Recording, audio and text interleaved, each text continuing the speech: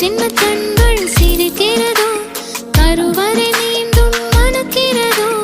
எட்டு வைத்து வானம் வருகிறதோ தித்தி புயல் நெஞ்சில் மூழ்கிறதோ கண்ணே இனியொரு போதும் பிரிவே இல்லை பிஞ்சே நீ ஒரு கோடி தாயின் பிள்ளை உறவெல்லாம் ஒன்றாக